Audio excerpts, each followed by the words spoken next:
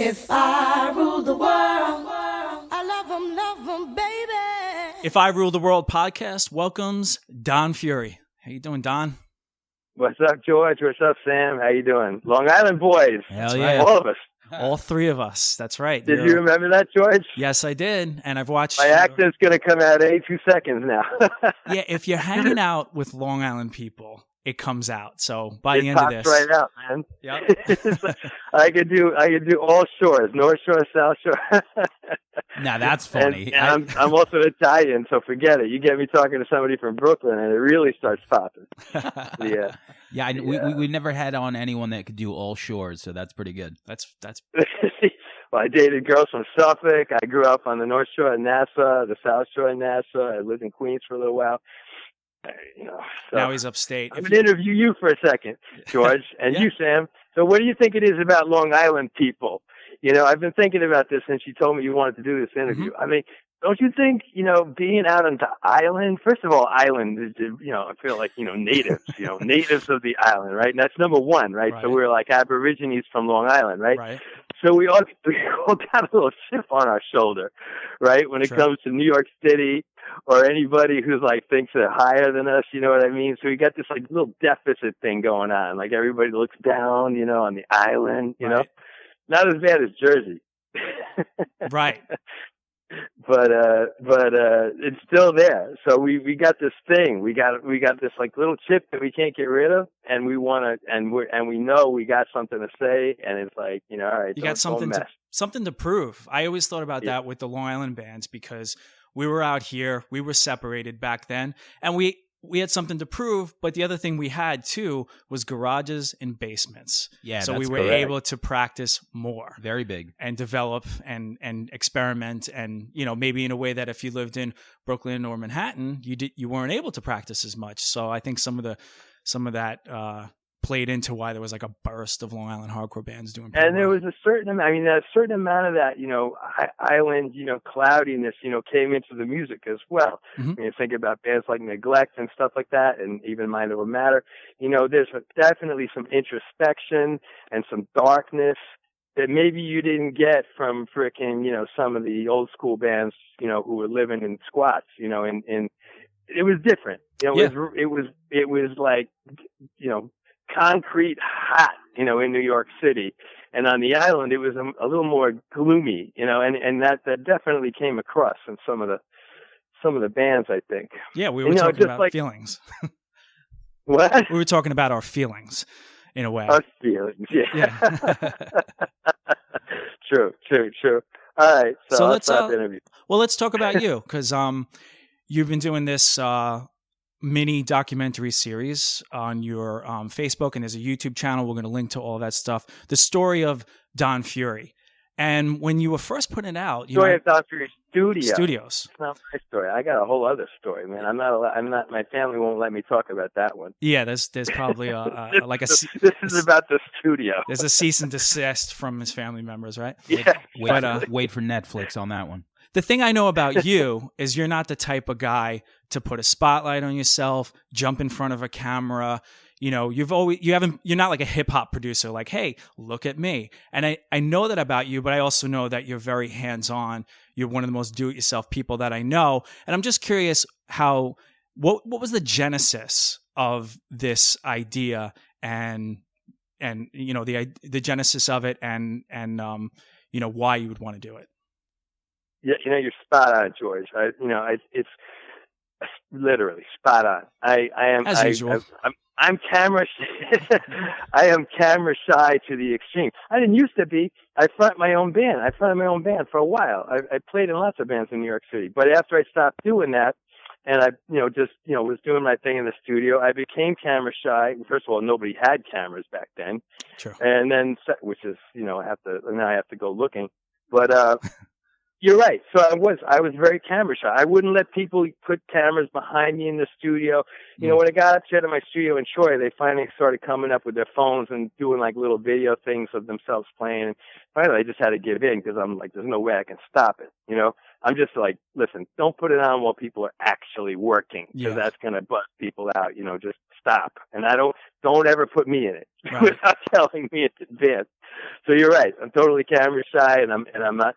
Probably I should be more like a hip hop producer, because maybe I'd be in a different situation, a penthouse somewhere on top of the fucking city or something like that. Maybe, but I like you as the Wizard of Oz, man behind the curtains thing. That works. It works. But I got a big building in Troy, so there you go. I mean, there's but it's consolation prize. Sure. No, I think the genesis was pretty clear. I mean, it started out with Stephen Blush's effort called American Hardcore, right? And so I didn't get the book, right? But I heard about the book, or maybe I did get the book. I don't know. I didn't buy the book, that's for sure.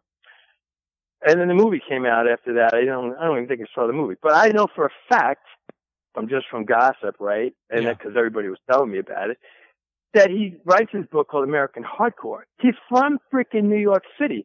Stephen Blush interviewed me when we started building records. He interviewed Don Fury about the, inception of building records. So he knew me. He knew what I was involved in. So he wasn't like he was like clueless about New York hardcore.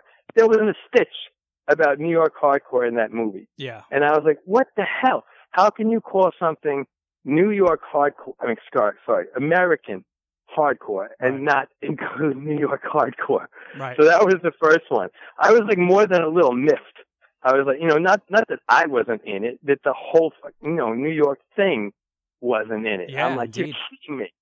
Yeah, it's like he stole it.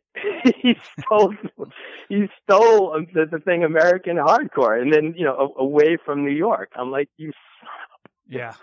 Yeah. I was surprised. So that was the first thing, right? And then as time went by, people, not so much right after that, but then going along, I'd read things here and there about anniversaries of bands or anniversaries of records, and there was very short shrift or no shrift about the studio. And I'm like, how can people leave that out? Maybe I should have had a bigger mouth when I was a kid, and so, yeah, forgive me if I get up and roam around. I have to walk when I do these things. So I started to realize that, they're not telling the story, Finally, Drew Stone came up here on the Hardcore Chronicles 1.5. I didn't even make it into point one, number one. I had to be an addendum, 1.5. And I'm like, you're kidding me, right? You're not going to put me in the initial movie? He did a better job. He got up to the straight edge scene, so that was good. Yeah. At least he got that far. And I was kind of like, you know what? No, people are not telling this story. The story's going to get lost. I have a thing. I mean, I don't want the story to get lost for my family's sake. That's a side thing. But I just plain old speaking don't want this story to get lost for me, for all the bands, for the studio itself, for the scene itself, for all the scenes themselves. So there was a variety of scenes that came into that studio. And I was like, you know what? And nobody's going to do this. You better do it. It's like, yeah. So I made a plan. I had to be dragged kicking and screaming onto Facebook, back in 2009. And then I realized that people really wanted content. I'm sure that you guys know right now, content is king. And, so I was like, okay, I can do this. I was doing little videos for the studio anniversaries up here in Troy. And, people really liked that, and they would get a lot of play on Facebook. They were like minute-long videos, and they would get, tons and tons of distribution on Facebook. Well, tons from me. And, I was like, all right, you did those. You can step it up and do something a little bigger, and I didn't realize how big it was going to be. Yeah. We're up to chapter 18, and I think I'm up to about 3.5 hours of material. I think when I'm all done, even if I economize and compress, the last two studios, Cyclone and Don Pure Studio Troy, Cyclone Sound in Coney Island and Don Pure Studio Troy, we're still going to end up at 20, 22 episodes. That's what I thought. I just didn't think it was going to be quite as much as it is. I got records piled up all over the freaking house. I got to go back over everything. And that's how it happened. And it's got, people like them. It's a nice response. And, for me, I wanted to get into the nitty gritty. I wanted, as many bands as I could. All the records that I got, everybody's going to get a little mention, at least. Yeah. If there's a nice story, a fun story, I'm going to tell the fun story. If it's just, some little detail, I'm going to pop the detail out. I mean, just the episode where I think 1993 it was. I'm pretty sure, where I worked with, I did GG Allin and the Murder Junkies' last record before GG, OD'd. Wow. And I did Shelter. And I did Use It Today, all the same year, that's with a lot of other stuff. I mean, there's just that all by itself is like, whoa, look back on it. You're just like, holy crap. Just in preparing for this, you're like going through and I'm like, so I'm happy doing it. And it's fun doing it. I'm getting better at each little episode. I get a little better at whipping them off, and, it's nice. And it also formed the basis for something a lot more compact at a later point in time.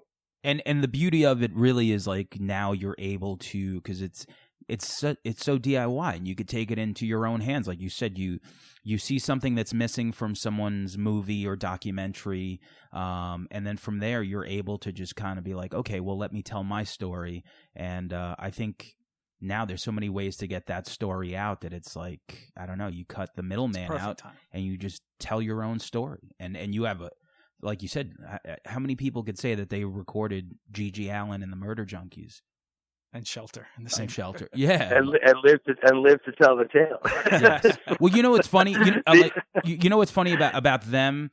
Obviously their performance is obviously something that we all watch. I've never been to one of those shows, but watching like the documentaries later on, the fact that Todd Phillips, who made Joker, and he was the one who made Hated, you know what I'm saying? Yeah. Like, that's insane.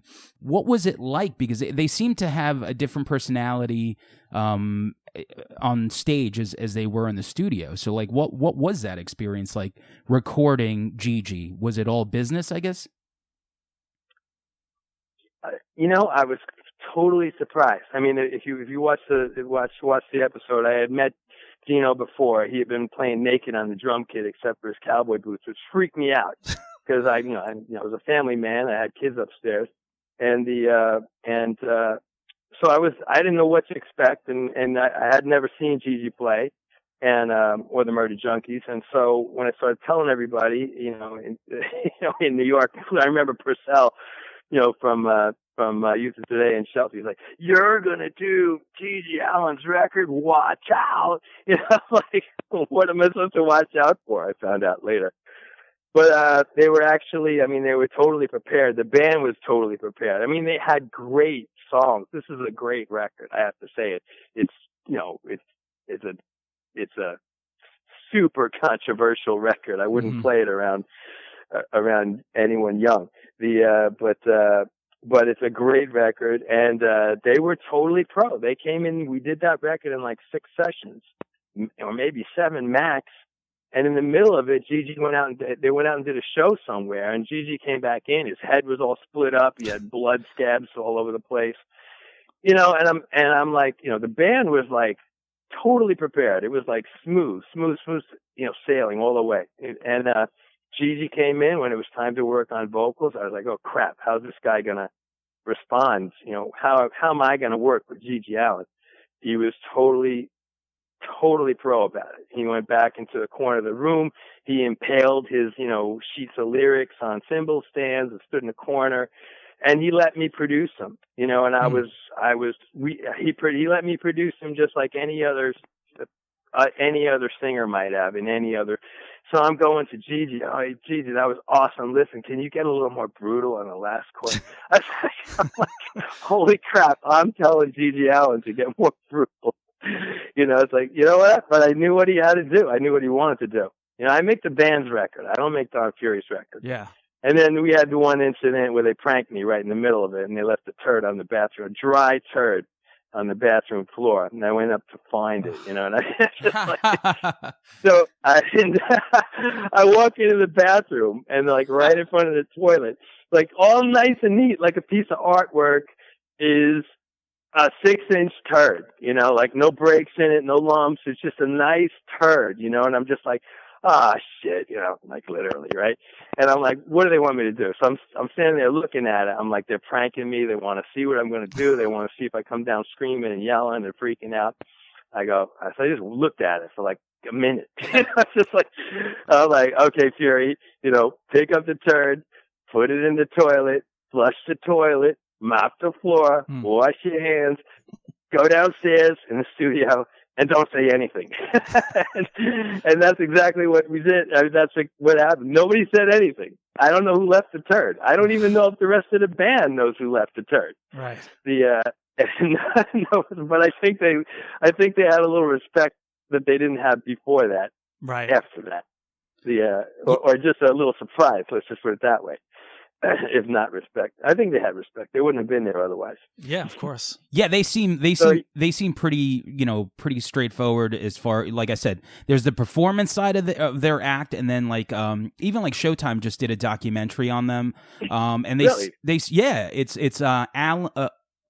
Like it's a take on All in the Family. It's Allin the Family, and it's on Merle and the mom, and you get like this really new perspective on them and how much they love their brother, and very interesting. But like you could tell that as far as like their performance is just different, but their personal lives seem to be a little bit more put together.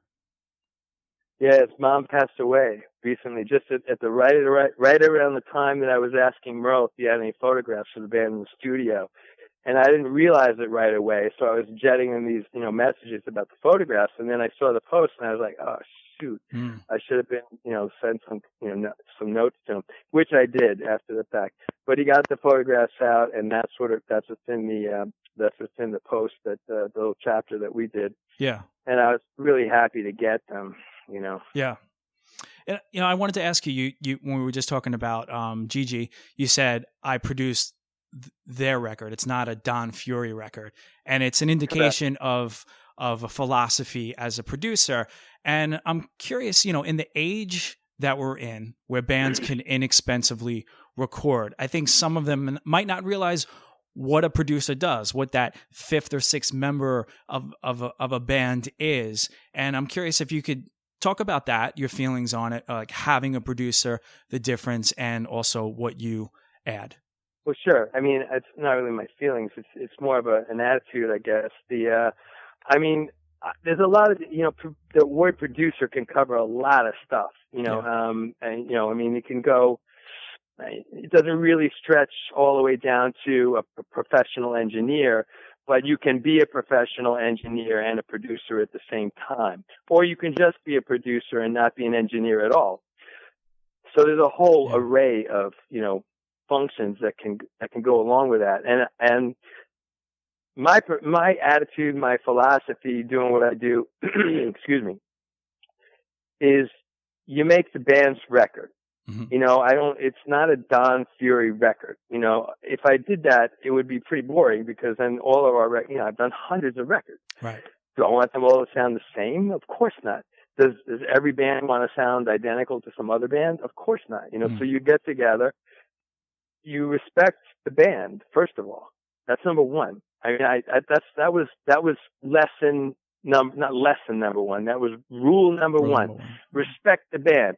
I don't care if Freddie Madball is 12 the first time I record him. Mm-hmm. I don't care if Sammy Siegler is 14 years old the first time I record him. Same thing with Loop. You have respect immediately. It doesn't matter where they are in their career. And usually it was, for me, bands that were at the very, very beginning and they were very, very young. And also for me, this is a side note, but it was the whole style of hardcore, and New York hardcore in particular.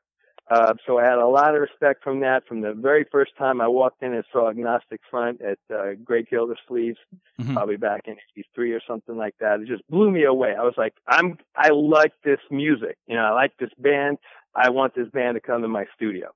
That's how that part of everything happened.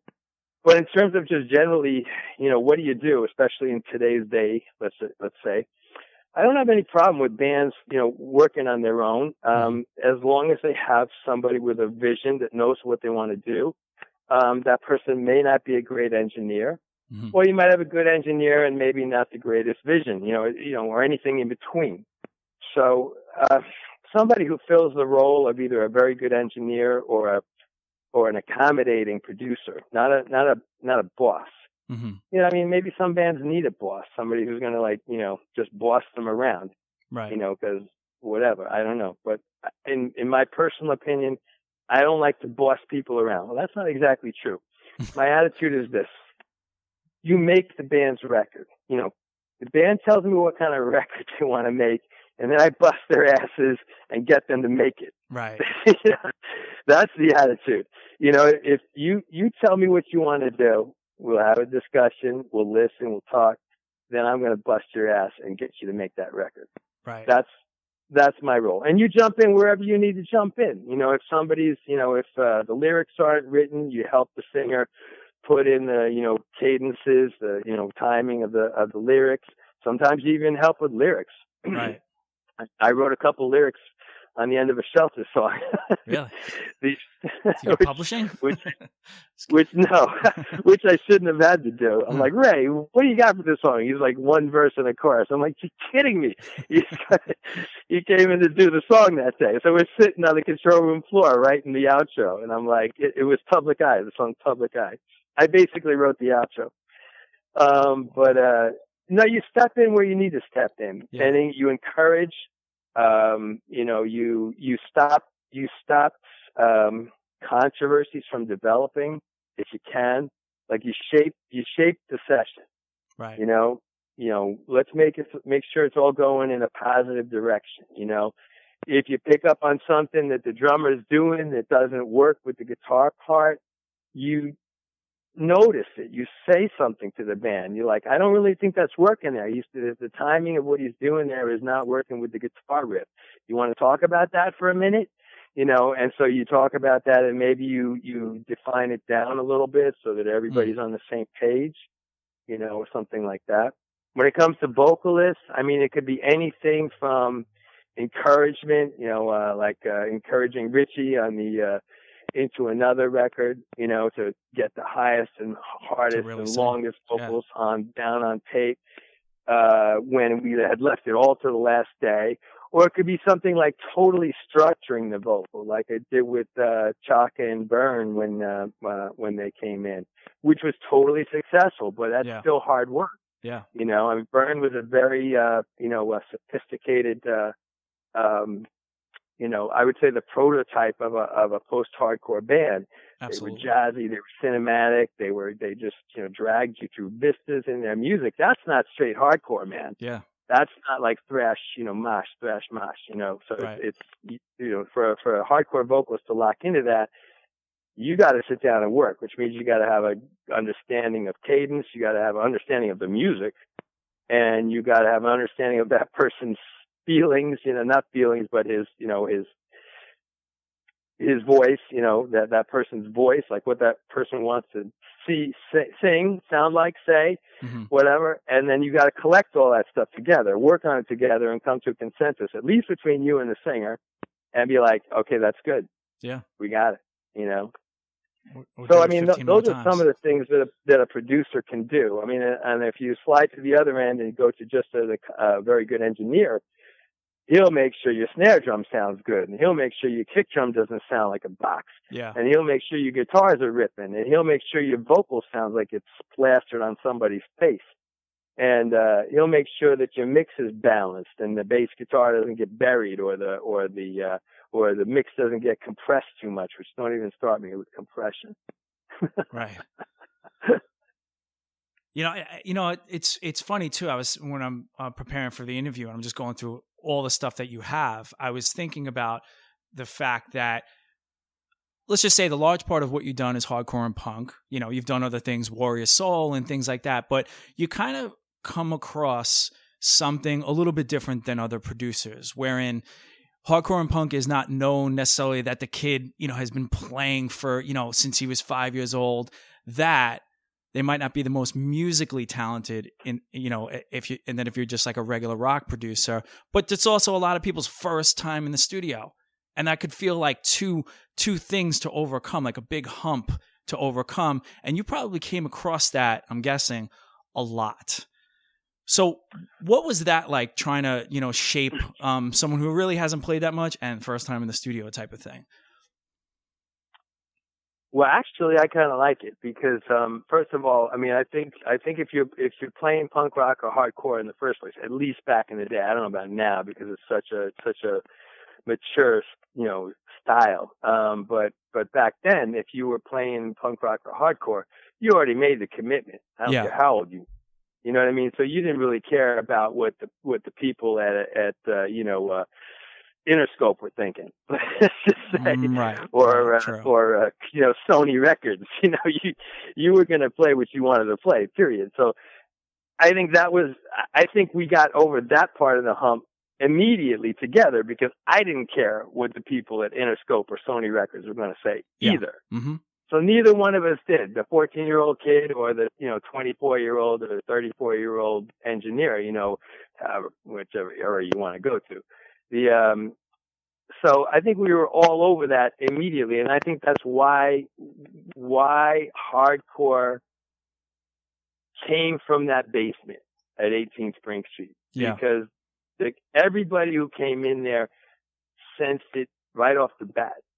And then the other thing about younger bands in general, or bands in general, or coming in the first time in general, is that they're believers. If you say they're believers, if you say to them, "You can do that," they don't know they can't. That's a good point, man. They don't know they can't. And I'm just like, dude, you can do that role, man. I remember saying to Sammy once, and this was actually kind of later in the game, this much later. So this is a funny story, but it's not like he was 14 at the time. Right. We were working on the Civ record, right? And there was some really super fast stuff he was doing, and he was getting a little perturbed about one particular area of the song.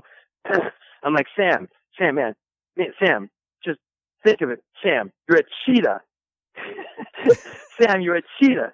Just go for it, man. You're the fastest animal on earth. And some of it, he got it, man. Like 2 takes later, it was done. There was a little joke going around on that record for a while. And that's like trying to find a language that somebody can understand. They got to hear it in a certain way, and in a certain way, maybe they've just never heard it before. And that's like a thing that I think maybe people don't understand about a producer. They got to figure out who you are and how you're going to hear this direction. Sometimes it's a boss. Sometimes somebody just needs to be told, get in there and fucking do it. And another person's, needs the encouragement. You kind of fit those roles in the bunch of times that I've worked with you. You're kind of, who does this guy need right now? Yeah, I would, like I said, some guys on the hard end of the producer, scale, they just want the record to come out the way they want the record to come out. I don't want it. That's not the kind of person I am. That's not the kind of record I want to make. But I do want it to come out the way the band wants it to come out, and the way the drummer wants it to come out, and the way the singer wants it to come out. So I'll look, I wasn't, as a young person, I didn't have tons of friends, and, I moved around a lot with my family, and I didn't have tons and tons of people skills. Once I sat down in that chair, I had to learn people skills like really, really fast, or over the course of time. And I'm still sitting in that chair. Right. Still learning? What? Still learning? How to talk to people? I occasionally still practicing. Let's just put it that way. I feel like a doctor, right? Or psychiatrist, right? Better, psychologist maybe. Sure. Psychiatrist sounds too snooty. No, you got to learn. When the guy comes in and he starts noodling on the guitar solo because he thinks he has to play like 95 miles an hour to sound good, I'm like, listen, man, don't think about it. Just freaking rip it. What's the name of this song? Figure out what the name of the song is, right? Think of that name of the song and just let your fingers go. And every once in a while they'll just catch that and they'll just let their fingers rip. You know what I mean? I'm like, that's it. Don't change it. You're done. Get out. Just like, And with singers, singers, different thing, because sometimes they're approaching. I mean, you and I have had different experiences. I've dealt with a lot of people moving from, let's say, genre to genre, from hardcore to post-hardcore, Right. where melody all of a sudden becomes involved, different time signatures in the band's writing becomes involved. I mean, think of friends of yours, Still Sue, and Yep. and how young they were, and what Julian was basically a hardcore singer. So you spend a lot of time, and even going back to the prototypes, Burn, right? It was the same thing. It was like, how do you fit these vocals in on top of this music that's not really hardcore? Right. And it's it's a whole different animal. I told this one story about Burn. The Burn EP, and I was watching, going to a show at the what was it called? One of the ballrooms on the west side. It was the Marquee, the old Marquee, Yeah. right? Yep. And Burn was doing a show there. I was up in the balcony, and kids loved Burn. The Burn EP was all over the world for like 10 years, right? Yeah, man. One on top 10 lists all over the world. But kids, if they hadn't heard the Burn song, right? Because obviously they had to play a whole set, and the EP was only 4 songs. Yeah. They didn't know when they could dance, What to do. and so they would stand stock still. But when a song from the EP came on, they would go freaking nuts because they knew the music, And I'm like, you guys got to put out an album, Yeah. But the Marquee, the place was packed, maybe 600, 700, 800 kids at least. And they were standing stock still. And then one of the EP songs would come on, and the whole freaking floor was going up and down like 4 to 6 inches. The whole place was going to collapse. Yeah. Seriously. And that was, I kept on urging, I tried so hard to get Burn back on the track. They couldn't get their wheels down. I think we did that one other EP, which eventually I think came out on Revelation. And that's as far as it got. They were this close away from doing a deal with Wreckage gave them a deal, Right. a one album, Wow. and they couldn't pull the trigger. I was like, oh, because somebody came in and wrecked it. I forget. I'm spacing on who the guy was. It just annoyed the hell out of me. One album and done. Just do it. Just Right. do it. You can move on, and make another deal later. Too bad. Yeah, I mean, we interviewed Gavin, and he kind of regrets some of how that was all fell apart. And also, like, he in his next band, when he did Die 116, he didn't want them to associate with Burn. It's just dealing with young personalities, I guess. People have wild ideas of what should and should not be, and then in hindsight, I don't know. No, I don't know what they were thinking. It was like, I've seen that kind of thing before, where people get nervous about pulling the trigger. But when it's so limited, it's just like, it's one record. Pull the trigger. It's unheard of. It's not a 5-record commitment. Right. It's one record. Pull the freaking trigger, and then you're out. You're done. Make the freaking record. Right. It'll take you a month at the most. Just make the record, and then you go on. Then you got 12 to 14 songs. No, that's just from the album, right? Then you got, along with the 4 from the EP. Then you got 16 songs. That's a full set. Everybody's gonna be dancing to the whole set. It's like, yeah. Did you? So it's kind of like. Did you ever encounter a guitarist like Gavin up to that point? Gavin was amazing. To me, Burn, probably because of that, probably because they only did the 4-song EP back then, and then they did those songs that they did on something about the sea. I can't remember the title of the record, but the second EP that came up, those were done at Don Fury Studio. I didn't get credits on the jacket, but hopefully they're going to fix that. I was so impressed with that. I mean, when you talk about next steps in music, Burn, that was a next step in music. Right. It was like New York bands were always on the edge. They were way out. They were in front of. There was never a wave. That New York bands were part. They were always out on the edge. It was kind of like, and Burn was out on the edge. Right. So Gavin, just what he was doing, the whole band. The entire band was just phenomenal. And I remember one time I was at Studio 54, and I don't know how they got a show up there, but they were playing there, and I was on side stage, right? And it was hot, hot on stage, a lot of lights on Gavin. Gavin was wearing overalls and no shirt, his shoulders were bare, right? So I'm watching him from the side and a little bit from behind, right? And I swear to you, he was steaming. There was like steam rising off cassette. It was the guitar. Strangely enough, I could just totally picture it. I was like, holy shit, he's steaming. Yeah. What's interesting too is you've had a lot of relationships with labels. You know, Revelation was like, hey, to do these compilations, you go to Don, and then you wind up doing all of these bands' records. You know, Youth of Today and Bold and everything, and you know, then you had it with Wreck Age Records. It was a little bit more of a post-hardcore, you know, thing, and there was also like. Yeah, and Long Island, and Yuppie Side was a little bit more theatrical. And then at some point, you know, you were involved with Building Records, and you know, you were a little bit more involved with Building Records than, let's just say, your relationship with Revelation. And I'm curious what that whole structure was, and how that was for you, because you were picking bands, and it was an interesting time. You're talking about Building? Building, yeah. Yeah, so building records. That's I'm just about to kind of get into that story for the studio series. That was, I was major managed at that point in time. I was managed by Sandy Robertson, who runs World and America. I mean, this is a guy that was managing producers that produced U2 and Rolling Stones. Yeah. Don't ask me how I got on the roster, you know. Anyway, so there was this. I had a music industry lawyer. You know, I had already done a bunch of stuff with the majors. You know, he saw all the bands. You know, the Seattle scene had already happened. Right. You know what I mean? So the music industry had glommed onto that, and they made a lot of money off some of those bands.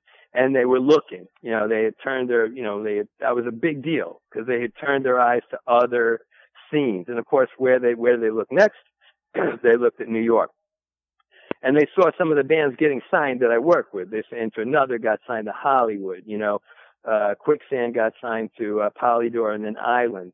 I'm leaving some people out, but Helmet got signed to I think Interscope, if I'm not mistaken, and others. You know, Sick of It All got signed to East West. I'm sure I'm leaving some people out, but so they started seeing these things happening, you know, and they're like, hey, who is this guy, Doctor? You know, it's like kind of like, you know, where are these bands coming from? So there was a little bit of a track record established there. Yeah. But, you know, hardcore and post-hardcore didn't have a place yet. There was no table full of, you know, hardcore and post-hardcore bands. We were at the very tip of the spear, so to speak. Yeah. And so Sandy, my manager, didn't really know what to do with me. I mean, you know, almost all the projects that I did when I was major managed at that point in time were bands that I knew already. Yeah. You know, I was working with Quicksand, Orange 9mm. You know, Orange 9mm got signed to East West. Another one. Yeah. And Helmet and Quick, you know, and, you know, obviously, you know, bands like Sick of It All and stuff like that. But he didn't, you know, he would send me oddball things to consider. He actually sent me, you know, the Japanese band, either one of you guys know who the Japanese band Loudness is? Yes. I was put up to do guitar production for Loudness. In Japan, and they sent me the record. I'm like, why is he sending me this record? You know, it's just like, the funny thing is though I put the record on, and after about 10 or 15 listens, I was like, wow, I like Loudness. But it actually never happened. You know, Loudness is a great hard rock band from Japan. For sure. And I'm like, you kidding me? They want me to go to Japan and record guitars with Loudness. You know, I'm like, it never happened. I don't think it got past the initial, coffee clutch talk, you know. But I mean, I definitely was put up for it. There's no doubt. And then the other stuff he came up with was not very interesting. So honestly, most of the work that I did with Sandy was work from my own scene, which I probably would have done anyway. Right. I just ended up making a lot more money, dealing with a manager on my side. Yeah. But, so he was running out of ideas, and then he came up with the idea. We discussed the idea. Maybe you could get a producer-driven label, right? and people were starting to make noise about it. There was a week's worth of conversation about me and Walter together because we had done so many records together. I mean, it was like a flash in the pan of doing something like with a label together where I was going to be the house producer. I mean, it literally lasted like a week. Yeah.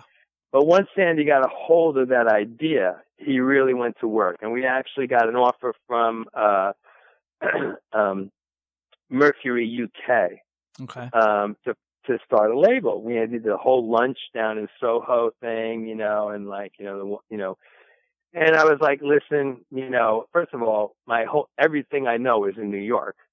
All the bands I know are in New York. Yeah. I'm a New York guy. My family's in New York. My studio's in New York. I'm not really sure I want to go to London. It's just like to form a post-hardcore label. Yeah. I had done one band from London called Understand. And thankfully that I was never put on the spot about that. And we didn't get way past that. I think there was some money talked about, but we didn't get way past that. And then the next one that came up was TVT Records. Mm-hmm. So we had a meeting with Steve Gottlieb over there. I had done my research on Steve. He was, by everybody I ever talked to, including friends, musicians that I knew, Steve Gottlieb was a nefarious character, you know. And so I did my homework on this guy.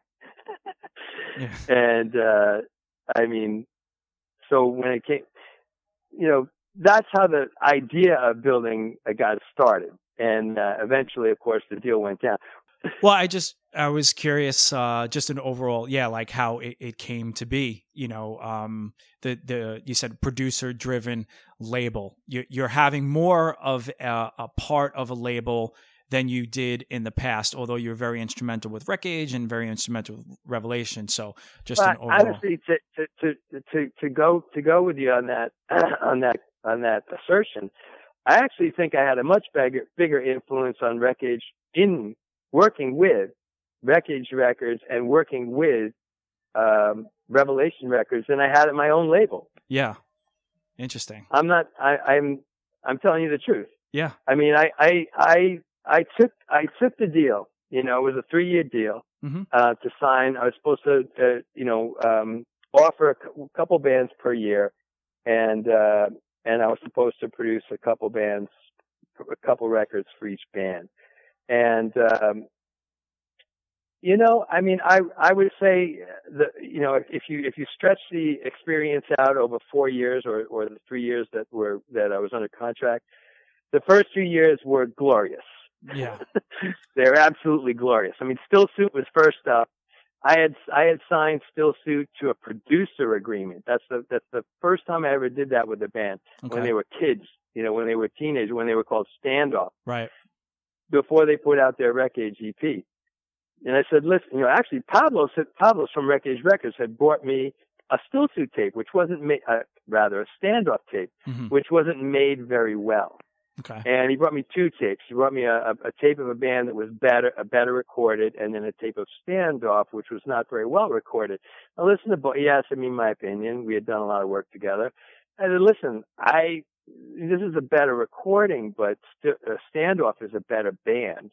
Mm-hmm. And they didn't sign off on it. They weren't that interested. And so I met them, and I said, listen, I think you guys have a potential to be a really, really good band, and I'll do a deal with you. I'll do an EP for you, and then we'll sign you up for an LP as well, and then we'll look for somebody to put out the record. And of course, as soon as we did the EP, Wreckage signed them. So they signed him to an EP and an LP. I took him off my hands. I was still going to produce both records. I already produced the EP. And so actually Wreckage was due the LP that came out on Building. Oh, okay.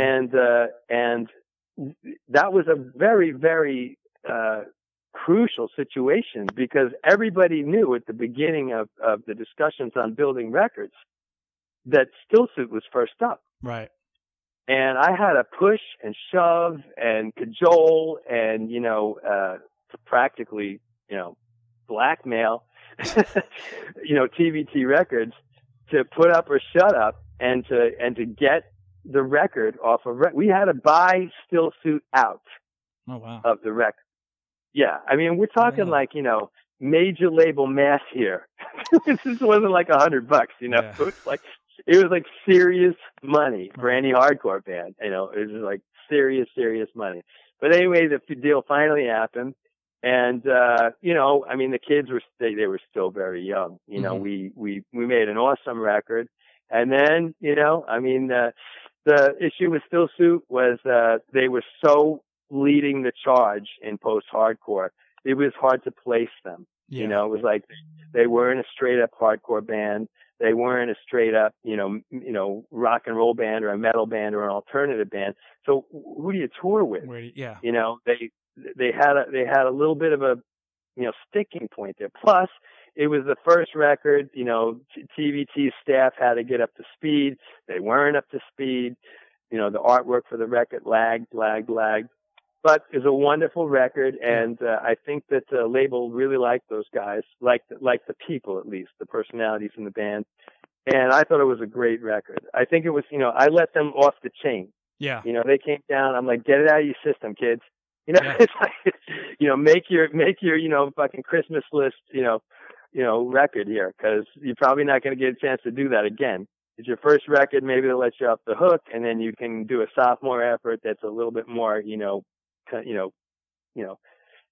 whatever, you know, just, Mature. you know, not mature, but like, you know, a little bit more, you know, like, tightened up. Let's just put it that way. Yeah. But I love the record. I just listened to it the other day. It's just an amazing record. You know, they're playing again. They've been playing shows. Yeah, I know. Julian got in touch with me not that long ago and said to do it. And I offered him. I said, "Come on up to Troy. We'll do some shit up here. I'm not a, you know, I'd love to see those guys." Yeah, They're all old men. They're all old men now. Me, I'm like friggin' Methuselah. Not Julian though. I seen him on stage last year, I guess it was, or no, at some point. Oh yeah, he's still kicking it. He's got those still Latin Mighty looks, Mouse. Man. I don't know. He's still got those Latin looks. He's never gonna lose them. Still he's flying gonna be high. a debonair. He's gonna be a debonair old man. You know, totally. Yeah, handsome little devil. He is. He always was, man. He's a cutie. He's a cutie pie. And then, of course, you know, Day in the Life was. I mean, you were the workhorses. I gotta be straight with you, George. You're probably the only band that broke even on building records. So that was a major accomplishment. I think you did. What did you do? You did something like 235 shows in a year or something like that. We did. And the thing that worked for us, which was probably a little bit different from Still Suit, is that the type of music we were doing, we could tour with Seven Dust and do well. We could tour with big metal bands. Like, we did a lot of hardcore tours. We Strife, VOD, and that worked. But then we became friends. You know, we became friends with Seven Dust, and they were like, "Come on tour," and we were fine in front of their audiences because we were a little less post-hardcore, like a little bit, but the songs, it was Josh, a great songwriter. They were a little bit more structured, choruses, things you could Josh is a good live. songwriter, but I got to tell you something. I listened to the record again. You know, I personally think that Day in the Life only needed one singer, and his name starts with George. Oh, thanks, man. No, Josh listens to your program, but the material was fantastic. I gotta give that, you know, but I don't know. I wish that it was 100% George Reynolds. Well, I'll tell you this: we were figuring it out. You know, regardless of what you remember, we didn't have a lot of songs written, so we were like actually trying to figure out our own style. And if there would have been a second record, I think the mesh of it would have been better.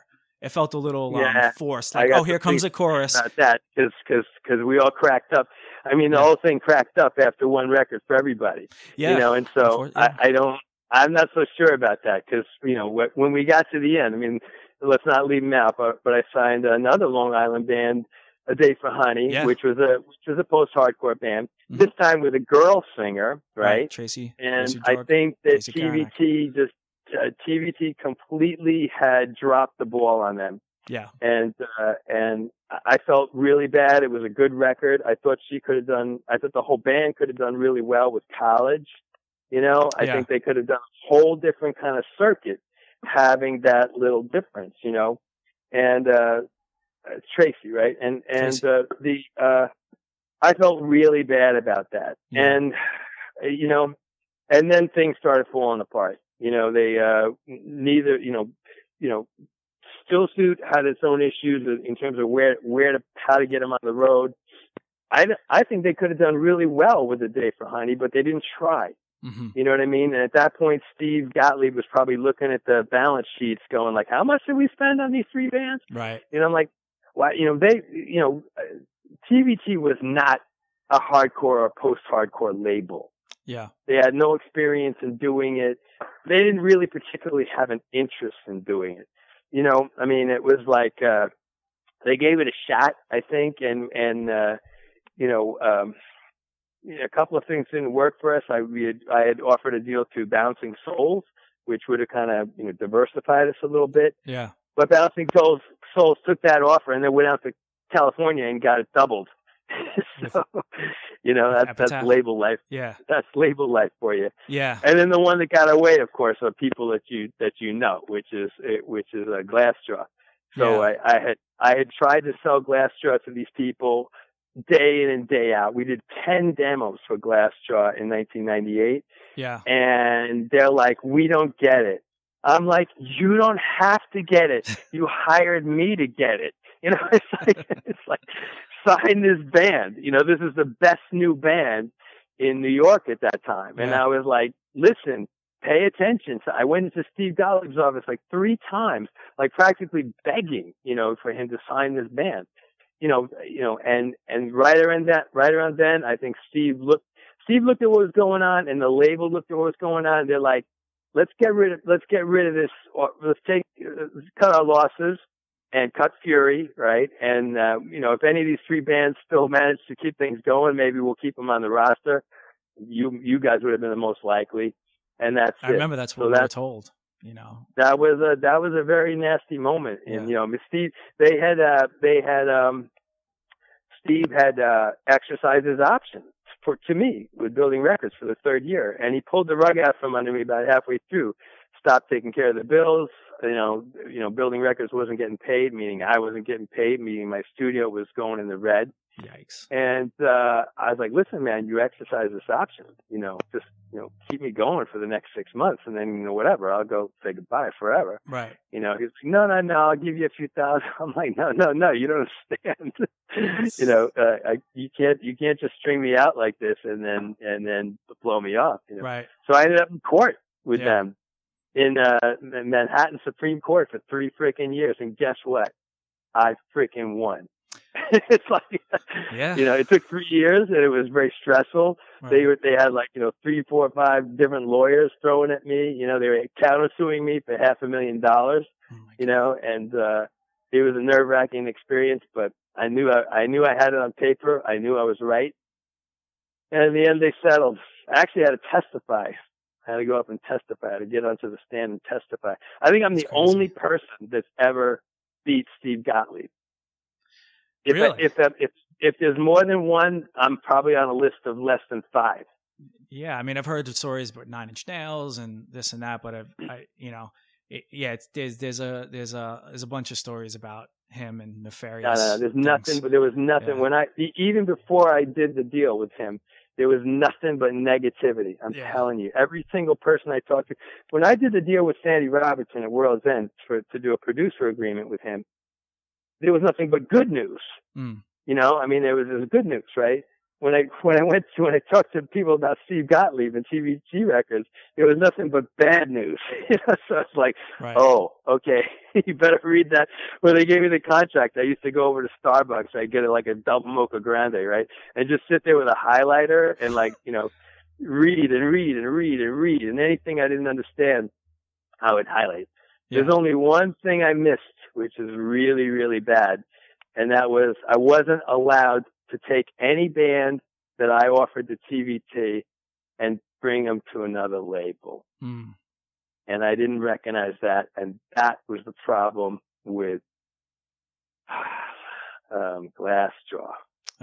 That's the one that really burned me. Because right after they rejected them like 3 times, right? And then you know, I couldn't be a dick about it. I let them take the music that we made and, you know, gave them copies of it, shit like that.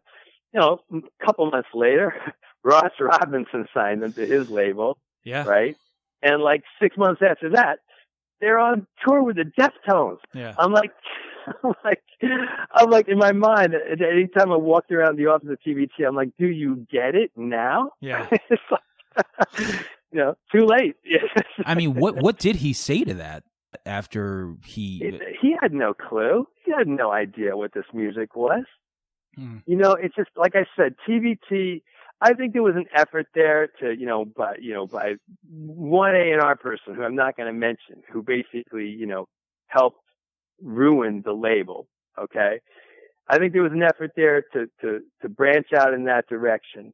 And, that person, by the way, testified against me in court, in New York State Supreme Court. That person testified against me. I think there was an effort there to go off in a certain direction, but Steve didn't get it, and the label didn't get it. They weren't like I said, they weren't a hardcore label or a post-hardcore label. They didn't understand it. They didn't know how to market it. They didn't know what they should do. They didn't understand young bands. They weren't working with 20-year-olds.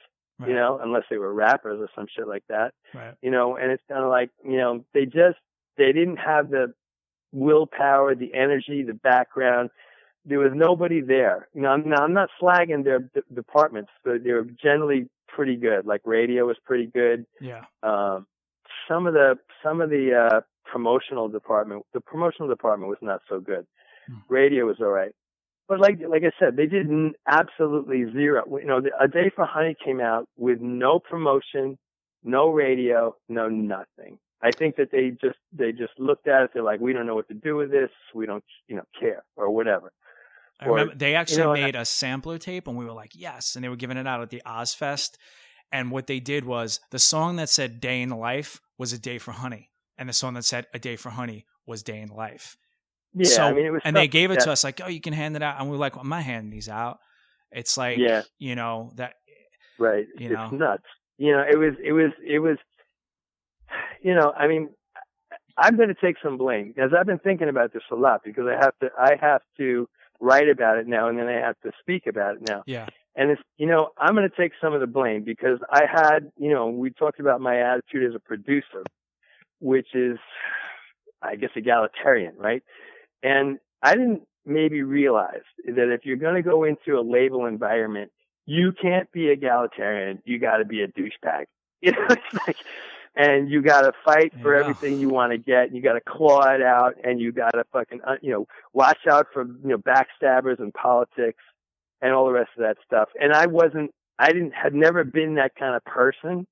So I wasn't really prepared for that level of street fighting, you know, to, you know, if they had hung in there and we had gotten to do second records for everybody, and if they had bothered to promote A Day for Honey, things could have been different. Or if they had let me sign Glass, you know, one of the bands would have made a leap, you know, and it could have been you guys. It could have been Glassjaw. Definitely, I think it could have been Glassjaw. It could have been A Day for Honey. And you know, if they were all of a sudden. You know, we talked about this a lot too. None of us had managers, right? So when we were dealing with TVT, like just as our own personal, like you could go to bat a little bit. A&R guy can go to bat for a little bit, and whoever would. But JJ French from Twisted Sister was Seven Dust's manager, and guess what? When he walked into the office, everyone would start like scrambling because he'd be like, "Did you get that thing done that I asked you?" Like, no. The band could be as nice as they could be, nice Southern boys. And so we didn't have managers. And I think, you know, if we're talking about like fault, you know, we had a manager at the very, very end, and she was able to do a few things. She was actually managing Bouncing Souls too. And yeah, that's just like a thing. I think even the people I knew at that label were good. Jeff? What's that? Who was managing you? At the very end, we had Jessica Harley. And she was managing Bouncing Souls too. Okay. At the very, very end. But, you know, and she was like looking at some of the things that had happened. And she was like, oh my God, you know, because there was just no one, you know, making t-shirts, like just the simplest stuff, you know. Right. Do we have to flip this? I think Jessica I'm not sure she goes all the way back to when we offered to the Bouncing Souls, but she was the person who took the offer from Building Records and then used that to get the Bouncing Souls deal out in California. I'm pretty sure. Could be. She worked at a big management firm, and she worked with like the Fugees, and then she had a side thing with like Bouncing Souls. So she was good. I might be wrong. It's the name is sort of ringing a bell, but I thought it was a different name. Well, I'll have to look back on that one and see. But I don't generally slag people if I can avoid it. But everything you said was like, I'm shutting up just because I'm loving all the stories there. Yeah, drama is always good, right? No, not even that. Just like everything that you've said so far. As far as no, I want to tie two things together. George asked me earlier today about what was it? I mean, one of the things, like a producer in the studio versus a producer at the label. I had enough background if I had been, I needed some schooling too, I think. I had enough background. I should have talked more to Sandy Robertson, my manager, because you're right. You guys should have had agents. Yes. The smartest thing in the world would have been for me to, for instance, Civ and Quicksand were both hooked up with, Doc and Scott McGee. Scott McGee was actually managing the Quicksand. That's huge. But the McGees, right? So McGee Entertainment, we're talking like, Bon Jovi Motley and Crue. Motley Crue, right? Those are the people managing Sid and freaking, Quicksand. So I'm kind of like, if I had had a little bit more guile, if I had had a little bit more street fighting knowledge before I did this, I had met all these people. I was working with all these people. I had a regular big time music lawyer, Fred Davis and Associates. I would have realized, what, these freaking bands, Still Suit and Day in the Life and Day for Honey, they need management. They need because I couldn't go in there. I couldn't go to bat for them. The label didn't care about me. I would go, they wanted the record, they wanted the bands from me. That's all they wanted. They didn't want me coming in there like bossing them around. I was, when I went in there and tried to make a case for, not having any promotional materials out on a band or something like that, or not taking care of the back lines or whatever the people needed for tour support, a lot of times people didn't want to hear about it, And, there was a limited amount of input on the people that were helping us with the label over there. And a lot of stuff didn't make it. A lot of stuff fell through the cracks. And if I had had half a brain for this type of work, I would have been like, what? These guys need management and they need, they need some heavyweights, and, just other things, and that would have helped, Well, everybody was very young. We were don't spend money on us, man. Like in my head, I'm like, we just need a t-shirt guy and a van. Right. And then you're touring with bands in buses and they have a lighting guy and a sound guy. So all you want to do is sound good enough to even be on that stage. And, right. You're playing it, we were lucky. We got 1,000, 1,500, 3,000 with Seven Dust in the South. It was insane. Soulfly, and the thing was and then all of a sudden later you want to come back and ask for these things. Well, asking the A&R guys, the singer, doesn't work. Managers talk to the A&R guy. Managers, right? And I wasn't the manager, and you weren't our manager. The A&R guy wasn't. They didn't want to hear from me about it. We dropped the ball on that. Right. By the time I had complained enough to them and bothered them enough about Glassjaw, they like tired of hearing from me. I'm like. It's kind of like, hey, listen, another thing was that I think that, one of the important things was that, especially you guys and Still Suit and Glassjaw, we've been able to get them signed. Even not Bouncing Souls so much because they were a mature band already, but, all three of you bands were young, and young in terms of studio experience, young in terms of the sound of. Glassjaw's sound was made in Don Fury's studio. Yeah. Daryl Palumbo did not know how to scream until he came to my studio. I taught him to scream, and I later regretted it after I saw what Ross Robinson made him do. I mean, he sounded like a freaking monkey on crack on that first record. And the people that know the Don Fury sessions and then the translated songs onto Ross Robinson's first record, they're like, nah.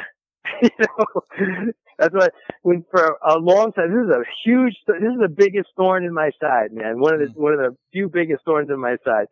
Not a pun. Including not including the Quicksand song. Actually called thorn in my side. Was, you know, you type into the internet Don Fury, right? The first 20, you know, 20 things that would come up would be Glass Jaw Sessions, Don Fury, Don Fury Glass Jaw Sessions, and I'd be like, son of a bitch, you know, it's just like, I still got those tapes, man. I want to talk to you. Maybe you can hook me up with Daryl and Beck, and we can finally get them out, or at least some of them out someday. That'd be really cool. You should definitely put those out. I would love to do that. We can't. It's on YouTube. It's on YouTube, by the way. I don't know if you know that.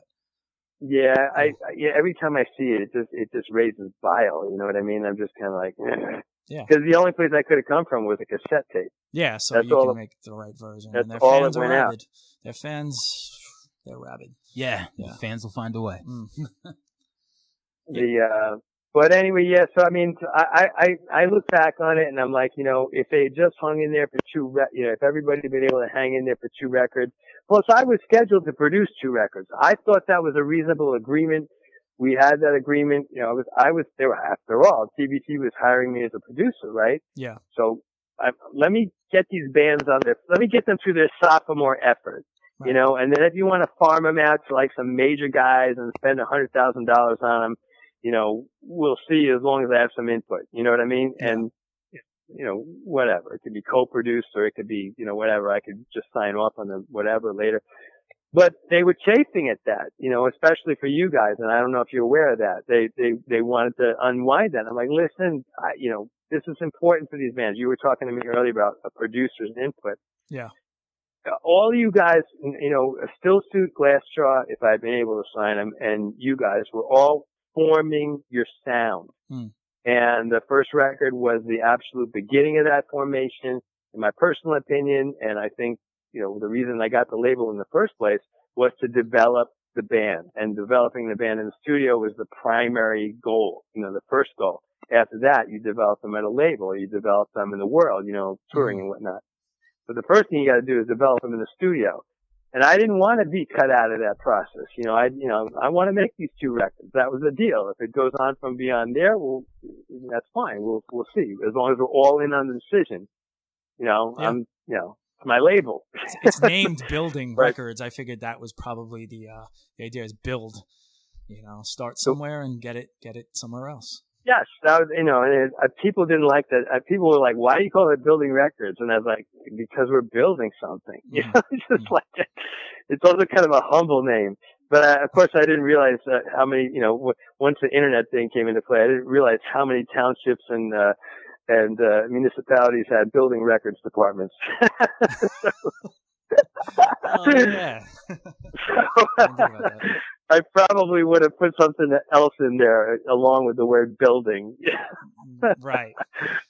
or just switched it a little bit. Yeah. Switched it up a little bit. Yeah. But those were glorious days. I mean, the first 2 years were out of control. I mean, as unfun as the collapse was, and that helped my studio collapse. I don't know if you're aware of that. You know, right after that was, you know, 1999 was you know, Steve pulled the rug out from under me in 1998 at the end of the summer. And 1999 was a terrible year for the studio. We worked with Shelter on When 20 Summers Passed. But, you know, my neighborhood was getting she-she at that point. Yeah. You know, my rent was going through the roof. And for the past few years, I had been focusing on my own label and doing major label stuff. And so a lot of the bands that normally would have been coming to see me, you know, who would have had access even like 3-4 years ago, right, were like, "Oh, we can't go to Don Fury's. He's only doing major labels now." They made a leap and didn't feel like they could call, which is, I'm still stuck with that a little bit. And, right. So, you know, the studio ended up, you know, having that source of income drop out for the studio was a major blow. and I wasn't going to survive at Spring Street. That literally is what took the studio down. So that's why you went to Coney Island. Yeah. So, I mean, I okay. was panicking. I mean, I was like, what am I going to do? I mean, hardcore's not going to pay my rent here. Yeah. You know, it's kind of like, what am I going to do? And I was really panicking. I'm like, I'm not going to go all the way back. I was like, I'm not going to go back to Long Island. The funny thing is, Coney Island is on Long Island. But but the Coney Island studio was just the most amazing third act. Right. You know, I mean, you know, we talked with you a little bit about different studios, and it was kind of funny because my first studio on 17th Street set the stage. Yeah. You know, it was just a rehearsal studio. But I met Richard Hell and the Voidoids. They were my second client. The Stimulators was there. I met Harley when he was 12 years old, and he couldn't sit down to play drums in his Aunt Denise's band, the Stimulators. Yeah. You know, I met some of the, flagship bands of the No New York scene, or the No Wave scene. Mm-hmm. James White and the Blacks, or James Chance, the same name, or the Bush Tetras. And when I sold that, we had problems in the building, and I had to leave. And I had a commercial lease as a rehearsal studio, and I didn't realize until somebody told me that you can sell or assign a commercial lease. Yeah. So each one of these studios was a building block to the next place. So yeah. I took my family, my very young family. We sold the lease on 17th Street, and where'd we go? We went to 18 Spring Street. Right. You know, and that actually started out as a rehearsal studio also, and then that developed into the powerhouse that it became. I can't believe that little basement. It's like, it is unbelievable. For those listeners who don't know, it was like 30 feet long by 15 feet wide at maximum. It was probably, only about 6.5 feet tall, and you could touch the ceiling. And it was a tight little studio. To get in, you had to get in from. You had to open those. You had to go walk in. It was down in the basement. So you had to walk through sidewalk hatches. It was very intimate. Let's just put it that way. You trip over each other. And when the label fell apart and the neighborhood started getting gentrified, I was like panicking. I'm like, what do I do? And I was like, I would love to be out in Coney Island because it's nuts out there. I love things that are nuts and crazy. Right. And so the city was nuts and crazy when I first got there. So I was very lucky. I found a loft on the third floor of a building that was smack in the middle of the amusement park. Right. Nathan's Hot Dogs was on one side. The Sideshow Freaks were on the other side.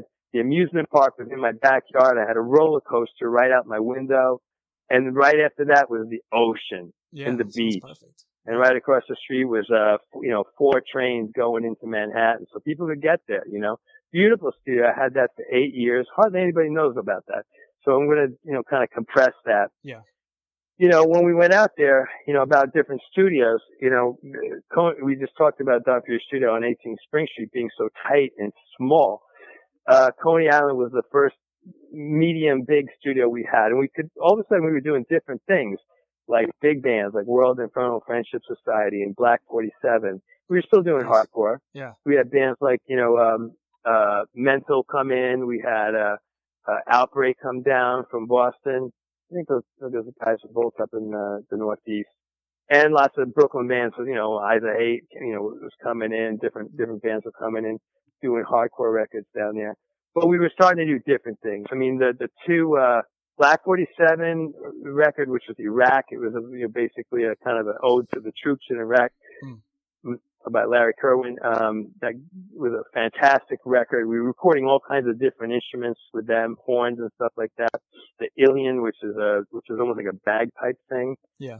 And then the World Infernal Friendship Society, I was doing a massive band. They were like a punk cabaret band. Yeah. They started out with 9 people.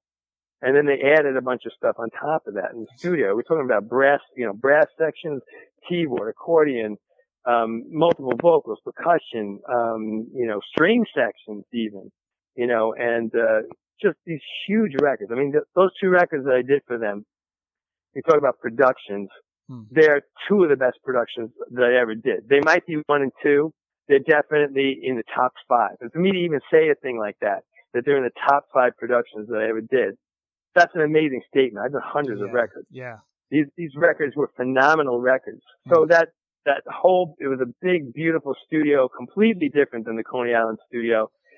Yeah, it was spacious, it was clean, it was a really nice place. So that was a whole different vibe there. And then this place up here is just nuts. It's a 10,000 square foot building up upstate New York. 10,000 square feet I got to take care of. I mean, I wish people can understand how polar opposite, 18 Spring Street was when you say 10,000 square foot. Well, I mean, I don't occupy the whole building with the studio. The studio and my loft are on the same floor. That's 5,000 square feet altogether. Yeah. Right? The studio's a nice size. It's about 2,500 square feet. It's a beautiful room. The drum room is like 18 by 22, which is sizable, with like a 14-foot ceiling.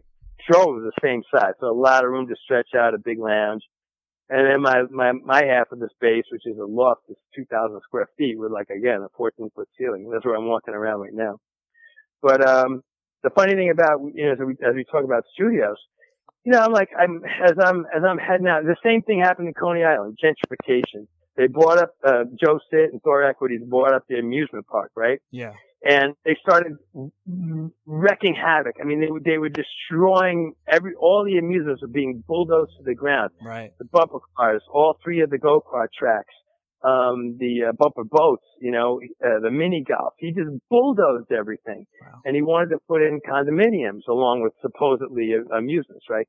And the city was like, no, we don't want you to do that. So he totally, and when it was happening, all the owners of property there had dollar signs tattooed on their eyeballs. Sure. You know what I mean? Luckily, my building was owned by a very small Russian family, but they didn't want to make any. I was out there 8 years. They didn't want to make any new long-term deals for the studio. Oh. I was like, listen, you got to help me out here. I can't be wondering. I can't just pick up and move on a dime. Yeah. This is a whole studio. It's not like I work just on a desk. Right. So it was another thing. It was like gentrification pushing me out. I had gotten as far away from Manhattan as I could in the city. Yeah. Out to the Atlantic Ocean. I would have needed a houseboat, to stay, or a barge, to stay in the city at that point. I don't know if I would have been able to do that. Mm. So I started looking and I landed up here. And the funny thing was, you don't always know what you're going to get. I kind of knew what I wanted when I opened the studio on Spring Street. I tell people a lot of times I wanted to open a studio like Sun Studio, Sam Phillips Studio for all the original rock and roll acts, the rockabilly acts, Elvis and all those guys. Some place where like local people could come in.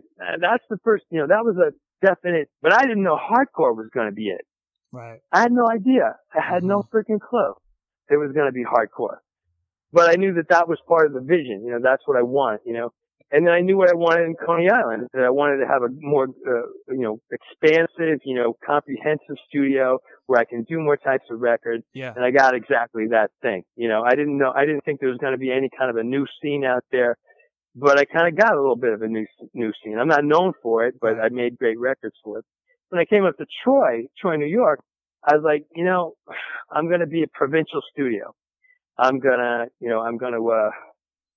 work with the local bands up here. Right. I'm gonna get fat and lazy. It's just like, I'm gonna never see a band from, an international band again. When I was in Manhattan, we'd have bands come over from Japan or Germany or London. Yeah. Or have records come in from Italy or whatever.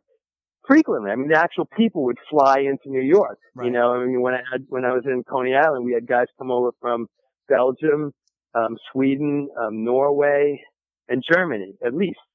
And, so I was like, all right, so I'm moving to Troy, New York. I'm upstate. I'm never going to have another international project in my life. Right? That was in 2008. I couldn't have been more wrong. Right. Yeah. By 2012, the requests were coming in, all the parts were in place, PayPal was in place, big file sharing services for free were in place, bands were young enough now so that somebody in the band, no matter what country they were in, could at least type in English. Right. You know what I mean? Hardcore had developed for another 5 years around the world, and these bands were like pounding it out in all these different countries. And I couldn't have been more wrong. I've done more international bands up here in Troy, New York than I did in any of my other studios all put together. we've had projects from just up here in Troy. We've had projects, a whole bunch of projects from Australia, the Basque Country in the north of Spain, That's incredible. Chile, Guatemala, Italy, Japan, Russia, Wow. Singapore, Turkey, Switzerland, Turkey. A couple of really cool post-hardcore bands from Turkey. Really good players. So I've been really impressed with that. I mean, it's just wow. And so that's really the future up here. And I love having bands come up too. I mean, bands do stop by. Bold stopped by here for getting ready to do some touring. Shelter stopped by. They were rehearsing, of all things. It was like totally retro. Right. Let's go to Don Fury's studio and do some rehearsing. I was like, come on over, man. I just want to see the guys and joke around and shit, you know? So, Shelter was up here.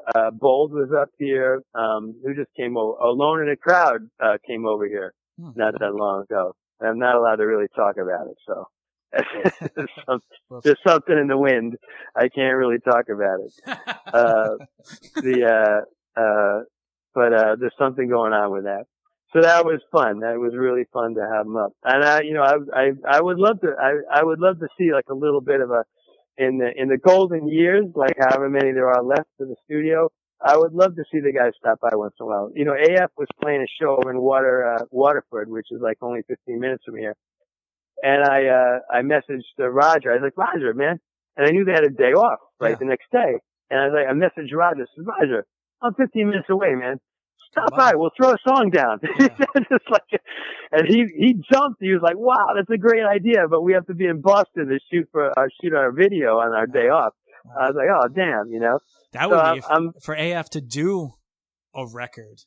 I mean, wouldn't that be hysterical? That's a Long Island word for you, hysterical. Hysterical. It would be mint. That's a Long Island word. Yeah, that's definitely way more. But a full circle, obviously a sick. Totally, that would be so awesome. Wait till George gets the reunion going, and he'll head up there and sometime. Dude, we should. I would love to do that. There couldn't be anything more fun than getting the cast and crew back together again and making some records. I can't think of anything more fun. Yeah, man. The old, I mean, the one enduring legacy I got, other than the records themselves from the Building Records deal, was my beautiful analog console. Yeah. And I got a 44. You worked on that with Day in the Life, I sure think. Did. Yep. Sure. Beautiful analog 44 input inline, so it's really 88 foot analog console, which has been with me now for the whole time. It's just a really fun console to work on, and the room itself is just amazing. If you haven't seen pictures of it, take a look. Just type in the Don Fury Studio, Troy, New York, and you'll get some pictures. Yeah, I've seen it. It looks incredible. Like that. Yeah, got to get. But some so of those bands that's what there, things. I didn't really expect that. In some of my other environments, I haven't been really leading the scene. I think what throughout my life, I didn't imagine post-hardcore. I didn't imagine Krishnacore. But everybody had already met me and knew that I would accept what was new. Yeah. I think that was the important thing. That was the important thing about going from scene to scene to scene, like classic to straight edge to all the permutations. There was like, peace punk, there was, Krishnacore, there was, the 108 album and the Shelter album Shelter albums couldn't be more different, but they just rocked, It was so much fun to work on. And I think that everybody knew, you can go there and you're going to get what you came for. Yeah. I mean, just for the record, what it is, speaking as like the artist side, it's trust, If right. It was only that you could do New York hardcore, right? Then when bands were reaching, Krishnacore or your particular relationship with Walter when he was going to do Moondog and then Quicksand, and Quicksand is almost like the Beatles of the post hardcore in a way, but Definitely. They wouldn't have gone to you because you said it in the beginning of this, and you said when I asked you about your philosophy was respect who comes in, whether they're a 12-year-old Freddie Madball or, Walter in some form of whatever music he was doing. And so that trust is like, where are we going to go? And it was Don Fury Studios from the beginning for whatever type of music or role that people were playing. So the track record. I mean, when you heard the records, you know what I mean? When the advertisement for the studio, I was there was only one real advertisement for the studio that used to appear in Maximum Rock and Roll. Mm-hmm. It said what did it say? It said production by Fury, New York style. And then it had pictures of all the records surrounding it. That's it. That's all it had. You know, it's kind of like, let the records speak. Right. You know, the records speak for themselves. I don't need to say anything. You know, that was part of my ethic, and that's why I probably wasn't a good record label executive. Because I didn't have much of a mouth. Yeah, it's hindsight's 2020, of course, but and it's a I don't want. I business. Probably wouldn't have wanted to be that person anyway. You know, you wonder. You know, would it have been better to have Still Suit do the album on, the first album on Rec Age and leave him alone? You know, but then you guys, who knows where you guys would have ended up, Day in the Life. You know, Day in the Honey. I don't think they got anything out of it. You know, would I have had my console? I don't know. Would I have had the misery I had for 3 years dealing with CBT? Kind of like, you look back, you're like, I wonder if that was the right move, But for those 2 years, it was glorious. Remember going to lunches or whatever, talking about the label deal? Yeah, I mean, Did you feel was, you feel like you were on top of the world? Yeah, the lunch is like, the big thing. It's like, oh, I want to. And then I remember like, oh, the showcase, like Don Fury's coming with, label people. And, we were like, all right, we got to like look good and sound good. You came to see us on Long Island. Was that the first show? I wasn't really psyched about it. The sound was awful. I was just like, it was a terrible club, man. We kind of thought like it wasn't going to go anywhere because of that. And, you got another look because of you, George. I'm pretty sure. I was just like, you know what? I'll go see him again. I'll say this. One of the things that I was telling Sam before we started, I said, pretty much everything I've ever done, Don was interested and, treated it with respect and was always, cool about it. Cause coming from Long Island, the whole scene was, something. I didn't know the guys in AF. I didn't know Don Fury. I didn't know, we felt like outsiders, but you were one of the ones that were like, no, this, you even said it in one of your videos about the Security record and how you felt. And I'm like, that's, that's not. You never rested on like, oh, I'm Don Fury. You were always interested in what was next, and from seeing AF to world music, in other countries. That's right. quite a track record. Yeah. I mean, just so that it's just your edification and to get it documented so everybody knows. Yeah. The Security LP is definitely one of my production favorites, and I would say if I had to pick one record that represented maybe the essence, of what the studio could do at that moment. I was at 94, 95, I think. Somewhere around there. If I had to pick one record that could represent the essence, I would say that record was close to being perfectly produced and the band sounded perfectly great. And you would definitely be up in the top echelon of, I don't know if I'm ever going to make a list like that because people might get grumpy, but, you'd be right up there with like other records, for different reasons, like you'd be up there with, those World Infernal Friendship Society records I talked about. Right. And maybe the Quicksand, stuff I did, and maybe the Gorilla Biscuits stuff I did, and maybe the, AF stuff I did, just because of that. You know what I mean? It was just such a well-made record, it's really spectacular. And you really get the feel of the studio. So anybody who hasn't heard that record, go check it out. Now, you're going to be steeped in Long Island tea, but, listening to that record. So, you have to get into that a little bit. Yeah, it feels good after a while, But it's really an excellent record. Yeah. Yeah, the one thing that's weird about world bands right now, so one thing that you were mentioning is it's just odd. It's like, there's a whole slew of bands out there that weren't even alive when we made any of these records, And it's kind of like they all know the records, they know me, they understand the phrase New York style. They understand their own imagination the word Don Fury. but they're from different countries and they're from different scenes. So it's a little strange, you know, it's like, and there's limited, we're not in like top-notch language skills yet. And it's very hard to communicate just by messaging back and forth, you know, especially things like cultural differences or what they're hearing in their own neighborhoods or how much what they're hearing has changed from, let's say, the 90s. I mean, the whole loudness war. When we mastered the, Day in the Life record, I think we did that. Did we do that? We did that with Howie, didn't we? Howie Weinberg, didn't we? I'm pretty sure we did. I think so. Yeah. Yeah. I mean, that was we were in the throes of the loudness wars. Anybody who goes back that far is going to remember the loudness wars. Before the late or mid 90s, you could make a record in the studio, you know, dynamically the way you wanted to make it. And it wouldn't really change that much when it got mastered. They might compress it a little bit, but not a lot. But in the late 90s, bands started to figure out that if you compressed the hell out of it, you could be louder than somebody else, especially on CD. Right. And these wars started where mastering engineers were asked to make things louder and louder and squash them further and further and further. And it was kind of disgusting. You know, I mean, it has its benefits.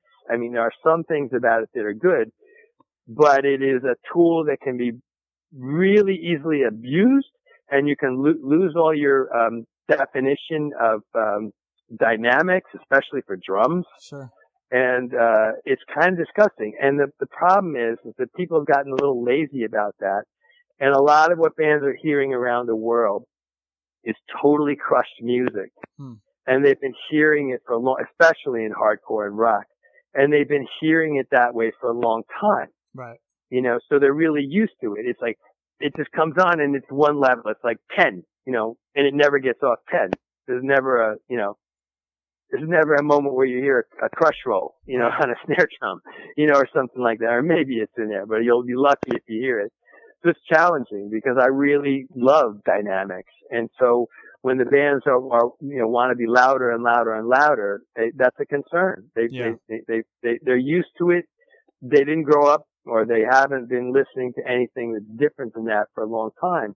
It's very, very challenging for a person like me, an old school person like me that still loves dynamics, to keep those dynamics and squeeze out the extra 3 or 4 decibels that they want. Right. You know, it's really difficult, and it's challenging. So I've been challenging myself with that for the last, 4 or 5 years. And, I think it surprises people a little bit because they're like, yeah, I can still hear the dynamics. It's like, and it's loud. Yeah. And I'm like, yeah, okay. Like a freak. It's like, because other engineers will just like slam it and it'll just be like this mushed up, squash piece of junk, and it's kind of like, yeah, it sounds loud in your car. Yeah, it sounds like a wall. What kind of a wall is it though? Is it a wall of garbage or is it what is it, So it's a fashion now. It's almost like a macho thing. It's just, they just want to be this loud and like a wall of sound. And listen back to some of the crucial records, and it's kind of pick any era. Now I don't want to go all the way back to like the 4-track stuff or the, stuff that we did for Agnostic Front, which is Rat Tat Tatty, and Crude. Although that has its own charm, and it's classic. But you go back to some of the stuff that we were doing in the 90s, which still had dynamics in it, like Quicksand, like Mind Over Matter. And you kind of like, wow, this record sounds great. Yeah. Why does it have to be, 5 dBs louder and sound like ass? Right. It doesn't, it really doesn't. So that's a chore because you're fighting for that. Then you got the different countries thing, it's just kind of like, and what the people are expecting. Yeah. It's different from place to place. And also the communication thing. So I'm working on all that stuff, I'm trying to get very engaging. The one thing I did, which might surprise you, I'm not really sure I've ever told you that, is in 2017 I went to digital mixing because I used to have to tie up my analog console for these projects, and it's very, very hard to be inclusive. You have to go back and forth with these people, these bands, and be like, how's that? Where do you want to go with this? And you have to translate what they're saying back to you. I don't mean translate literally. I mean, you have to try to understand what they're getting at when they talk to you. And you have to go back and forth with them. And when I was mixing on my analog console, that was a real chore because I had to tie up the whole control room. And I was like, listen, you're going to get one mix. and that's it. That's it. You know, that's not really a good way to Make friends. you know, to make friends you know, around the world. Yeah. So in 2017, I finally went to a digital mixing platform because Universal Audio, and I'll do a little plug, makes the best plugins in the world. They make the best compressor modelers in the world.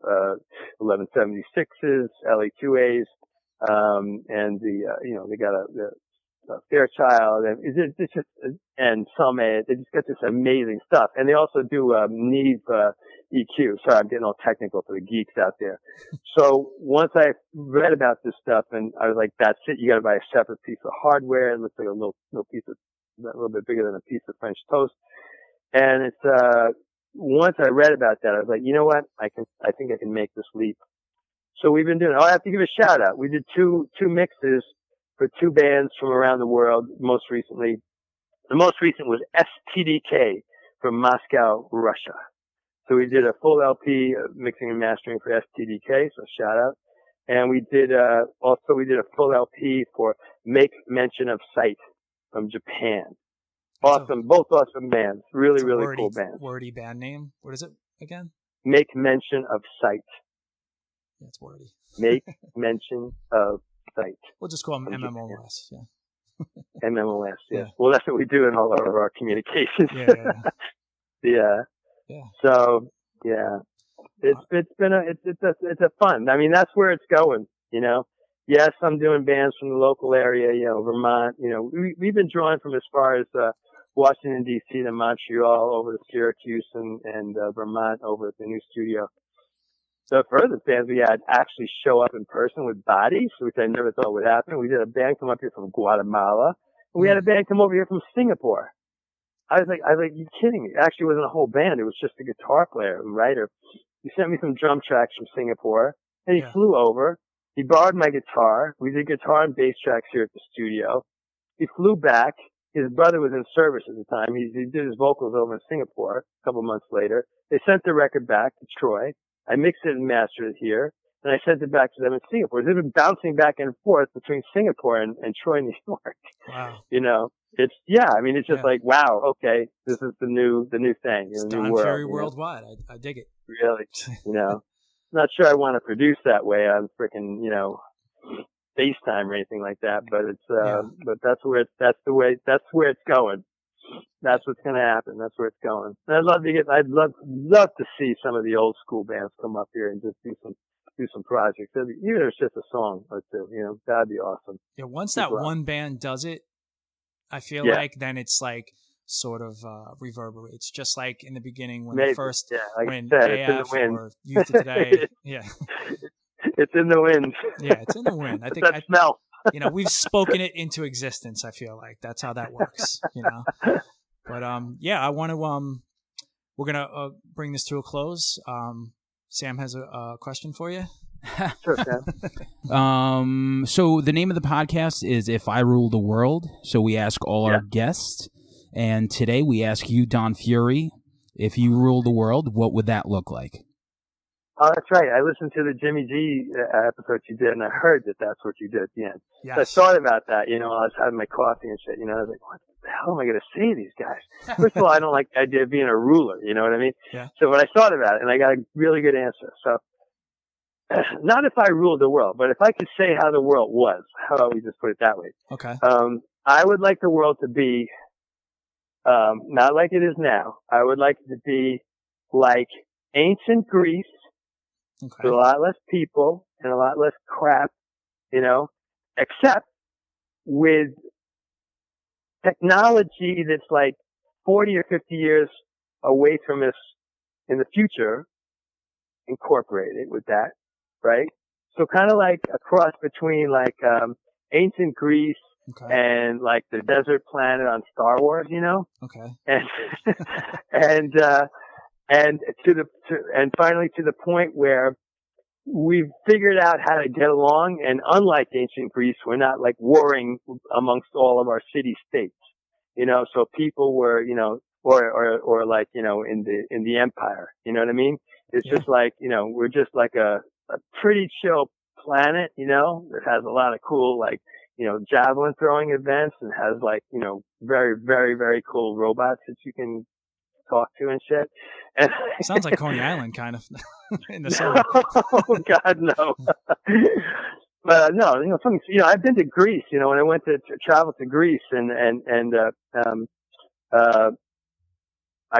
got a chance at the very end of the session. I got the singer Alekos drove me down the coast of Greece.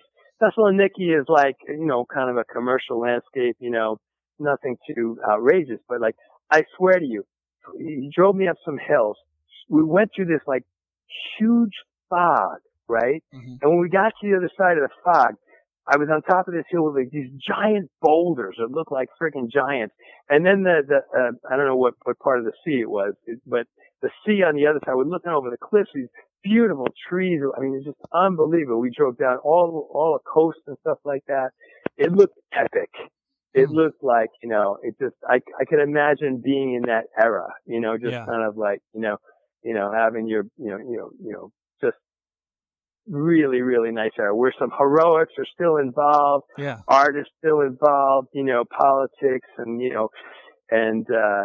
education is still involved and, fitness, okay, but not killing your neighbor, right. And then still having like, artificial intelligence that's not trying to kill you like Terminator. Wow.